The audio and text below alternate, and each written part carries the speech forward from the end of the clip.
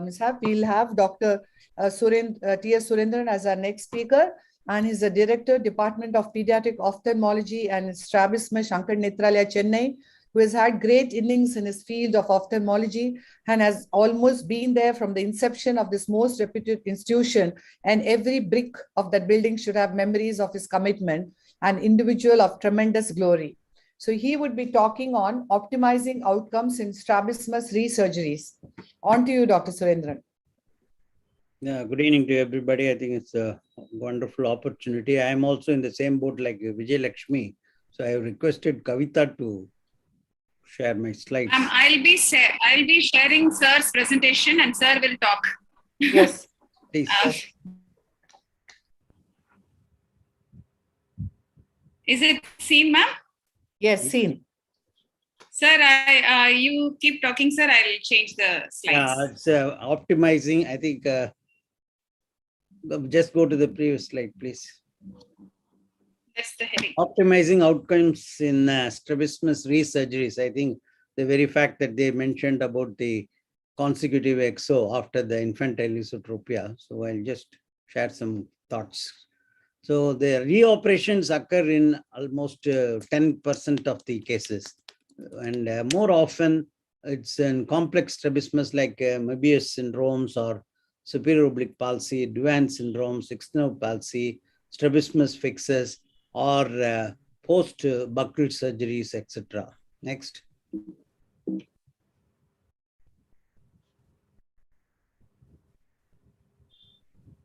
Basic reasons for reoperations.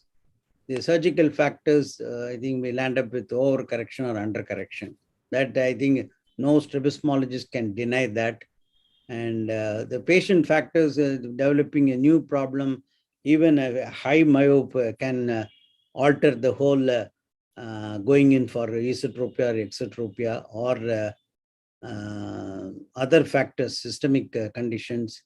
And the goal of strabismus resurgery is same as traditional surgery, aim for good results in the primary position and reading position. It's not only reading positions, looking down position. They should be orthophoric and they should see as single. So the mechanical and muscle tone imbalance greater than expected in resurgeries. Next.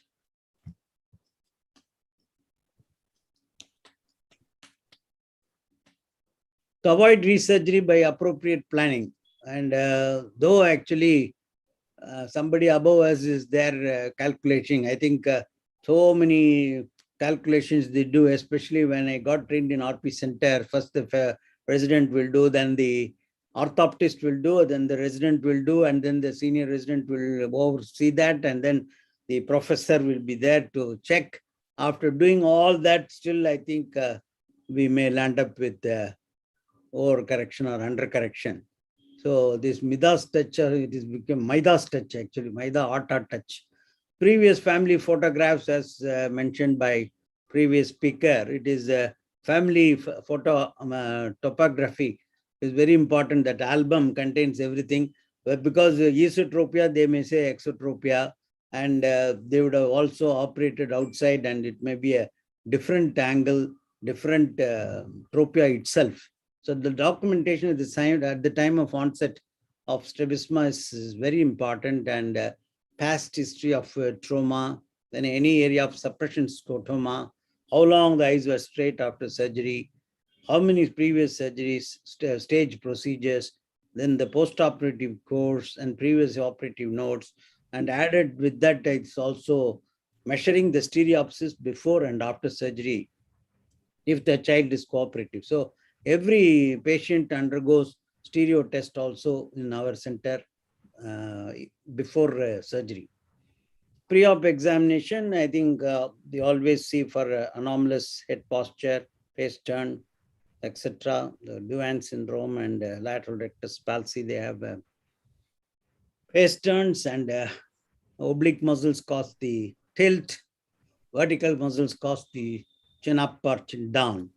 Then the visual acuity recording, which is very important, cycloplegic refraction, then anterior segment to look for conjunctival scars. And many times, I think especially these honeymoon squints, when they come for during the marriage time, they would have already undergone one surgery, which would have been a little failure, which would have been landed up with consecutive or residual.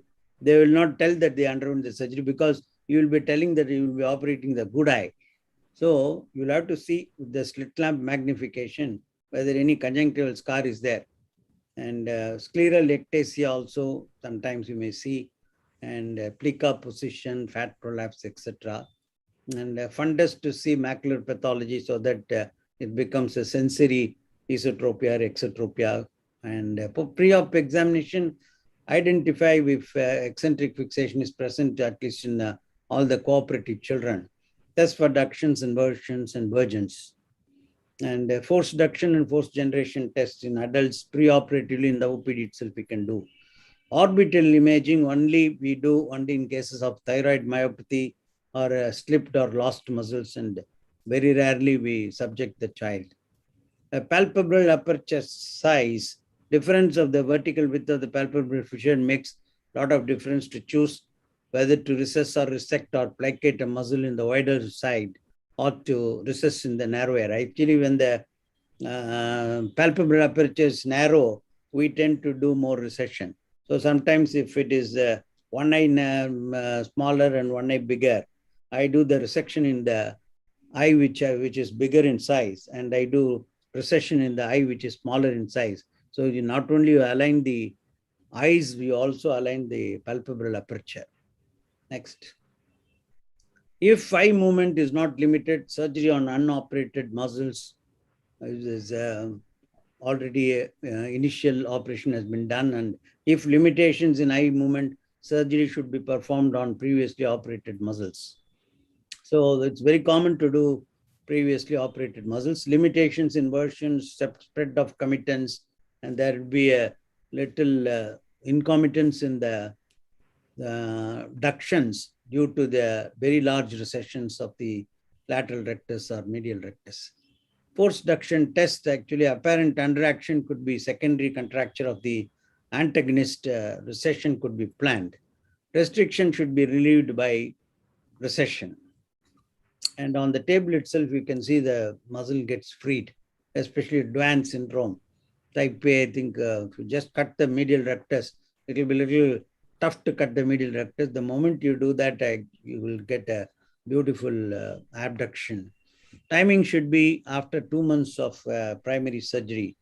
And the earlier re-recession, bilateral lateral rectus re-recession conserves unoperated muscle. Bilateral lateral rectus re-recession, 3 corrects about 20 prisms.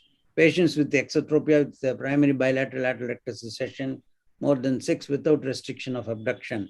Medial rectus re-recession for patients with residual convergence, eutropia who underwent primary bilateral medial rectus recession or less. Next. Advancing the recessed muscle.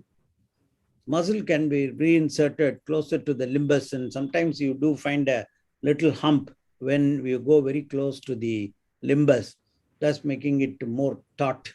And we have done that because if there's no other choice, all the muscles have been done. We have reinserted very close to the limbus. So the indications recession has been done earlier.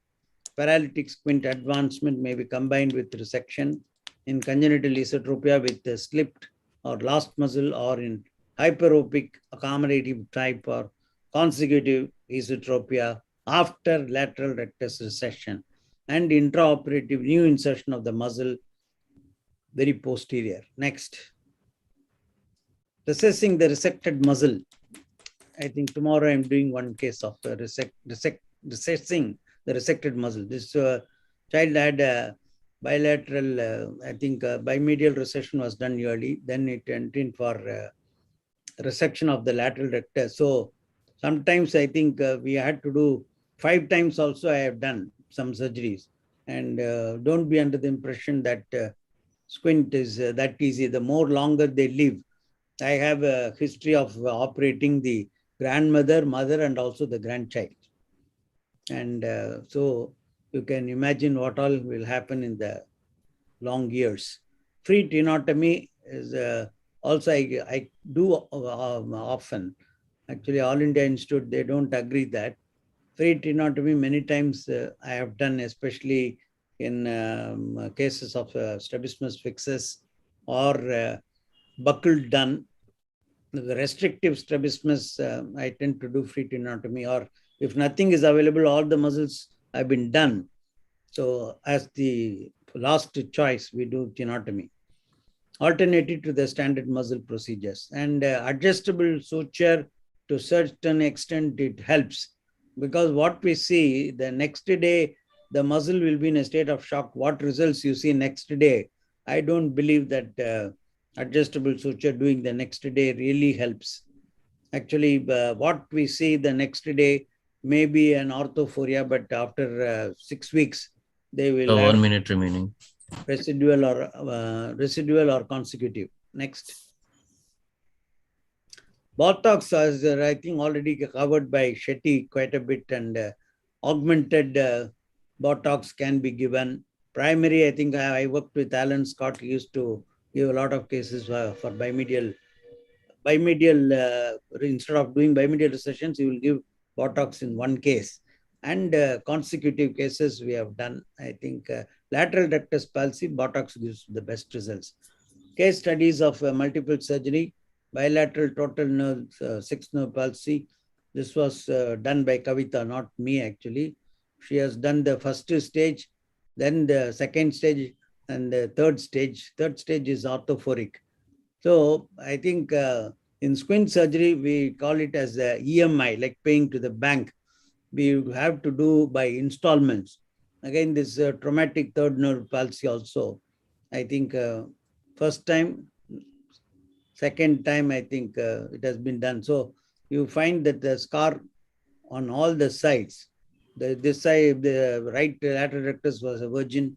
That has also been handled. So still there is a small exo. This one had bimedial recession, and it's a typical congenital esotropia, and later developed DVDs there. Apart from that, consecutive exo. This actually many times infantile esotropia, always they will have inferior oblique overactions also. So better to do tomorrow cases, 2 cases infantile esotropia. I am doing 4 muscles only straight away. And both of them are between 1 to 2 years. So the take-home points is to consider original deviation and presenting deviation, whether an undercorrection, residual strabismus, or overcorrection of the consecutive strabismus, angle of deviation, extraocular movements, if it is normal, peritic, or restrictive, force duction will play an important role, and intraoperative findings that lead to modifying the plan of the surgery, and vertical palpebral fissure height in both eyes so as to achieve the best cosmetic results. It's not only the alignment of the eyes, also the alignment of the palpebral aperture. Thank you. God bless. You answered all my questions in your talk, but just a curiosity, besides looking at the conjunctiva and the slit lamp and other ways of assessing, has ASOCT or UBM and all, do they help in any way at all? No, I don't think so. We have not attempted. Maybe UBM might help. I'm sure the youngsters like Kavita, they might have subjected them for this thing. But actually, once you open, we know that whether it has been recessed or resected or this thing, even if you have not found out the scar. So you can plan differently. There, we perform the tenotomies. Anyway, UBM, Kavita can tell. More than ASOCT or UBM, we more tend to rely on imaging, ma'am. Like sometimes if we have very challenging situation, we want to see the muscle status, we do an MRI of the orbits to see most positions of the muscles. And like sir said, we always counsel these patients and use general anesthesia as the mode of anesthesia. And if we find intraoperatively what we didn't anticipate, we can always switch to other muscles as options. We always counsel them that we may do different muscles as before. I mean, the plan can change intraoperatively depending on the intraoperative findings. I would request SG ma'am and Rohit sir to comment on role of ASOCT and UBM in these situations. UBM does give us an idea about the insertion, but most of the time what happens, the cup through which we do the UBM is rather small. So apart from the medial rectus, which lies a little anteriorly, the superior rectus and the other muscles are a little, lateral rectus are a little difficult to find. So it's about, and if you recess it, it goes further posteriorly. So UBM is a little difficult. ASOCT again, not very helpful to find out whether the muscle is slipped or not. Imaging also, actually we can see the tendons, but we cannot, the imaging can pick up the tendons, but it cannot find a slipped muscle inside. So the best assessment actually is after opening. That's what I have seen. We've got some fairly good anticipation of the position of the muscles using the ASOCT. So in patients who, in fact, we did a kind of blinded work in which we kind of, one person, like I operated, and Amar, my colleague here, he did the ASOCT subsequently to find out at I think it was at 2 months or 3 months, to find out which muscle was operated, which was recessed and which was resected. So he was blinded to that, and we got a fairly good anticipation of the muscle. It's not exact, it's at least 1 to 2 millimeters off, but you can identify which is recessed and which is at its position, because the resected muscle does look a little thicker. It's good for horizontal recti, not good at all for vertical recti, and definitely not good for obliques. So it's a good, it helps us to have an idea about the planning. But absolutely right. I mean, finally, when you open, you get the exact positions and all. But increasingly, ASOCT, I think, is a good modality to anticipate which muscle is operated and what has been done to a relatively okay accuracy. Do adjustable sutures have any kind of a role, Dr. Rohit? Okay, so definitely we would take adjustable sutures if we anticipate that we are going to have issues like if it's a patient of thyroid or a restrictive strabismus, acquired restrictive particularly, or you have a patient who has diplopia like a paralytic strabismus, where you want the endpoints to be very, very close.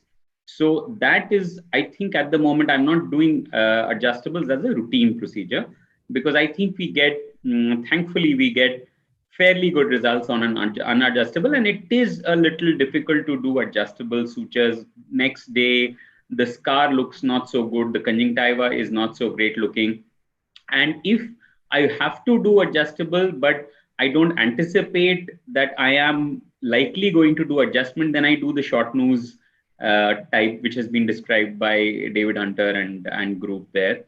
But if I am really worried about post-op alignment, then I would do the limbal incision and do the 1.5 knot, which is not a great cosmetic outcome in the long term. So that's why role in certain conditions, not as a routine. Dr. Kavita? One last question. Yes. One last question, ma'am. Yes. If you know, like, Yes, ma'am? yes. Yes, Dr. Kavita. Try one time, and if it is not possible, I have to leave. So I just wanted TS sir and Rohit sir not to tell, like, which muscles would you choose if you know the muscles which were operated and not operated? You will choose the virgin muscle or the operated muscle, preferably for a resurgery. I think Dr. Surendran gave a very nice answer of this in his presentation. If there is no limitation of movement, if there is no reason for us to re-explore the muscle, if I feel it's a slipped muscle, or if the FDT is positive, these are grossly the two indications where I would want to go ahead and examine and explore that. If I am operated one eye, residual or consecutive, more often residual, consecutive, you can reverse the surgery. But if it's a residual, even if less surgery was done in that eye, I would prefer to go on a virgin muscle, because the outcomes are more predictable as compared to re-operating that muscle. Thank you, sir. That's what I wanted you to tell everyone. So that's all, ma'am, for this talk.